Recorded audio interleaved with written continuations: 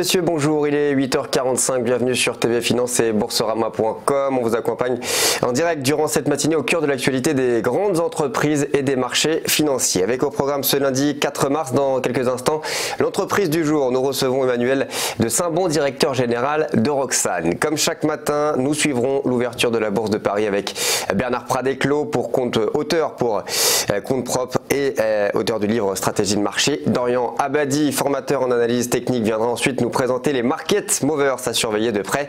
Et puis sans oublier Parole de dirigeants, c'est Grégoire Landel qui viendra nous parler de CityTaps, une société qui a pour vision en tout cas de permettre à tous les urbains d'accéder à l'eau courante. Mais juste avant, voici les informations à retenir de ce lundi matin. Amazon poursuit sa marche en avant et prévoit d'ouvrir des dizaines d'épiceries à travers les États-Unis avec l'ambition de se développer sur le segment de l'alimentation.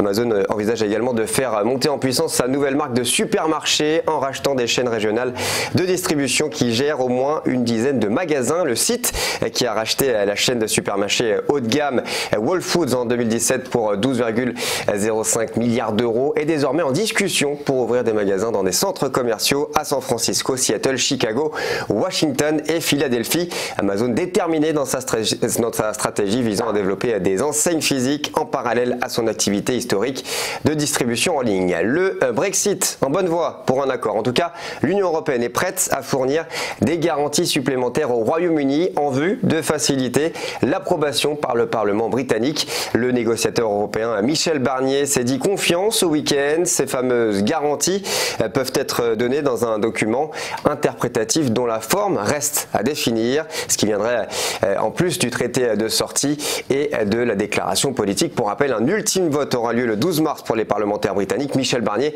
rappelle tout de même que c'est à eux de prendre leurs responsabilités et n'exclut pas que les discussions se prolongent au-delà du 29 mars. Et puis en France, la taxation des GAFA prend forme. Le ministre français de l'économie Bruno Le Maire, qui présentera mercredi son projet de loi, a précisé ce dimanche que cette taxation sur le chiffre d'affaires sera prélevée au taux unique de 3%. La taxe française sur le géant du numérique s'appliquera aux grandes entreprises qui font un chiffre d'affaires sur leurs activités numériques de 750 millions d'euros dans le monde et plus de 25 millions d'euros en France. Elle cible les revenus générés par la publicité, la revente des données et les commissions qui touchent les plateformes.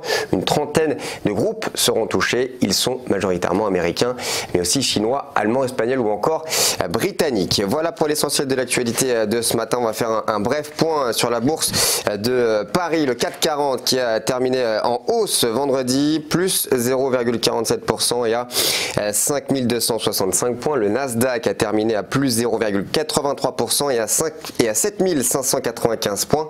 Au Japon, le Nikkei est en hausse également à plus 1,02% et à 21 882 points. Francfort termine aussi en hausse à plus 0,75% et à 11 602 points. Et puis un point rapide sur les valeurs de crypto-monnaie. Bitcoin qui perd 2% de valeur et vaut désormais 3 331 euros.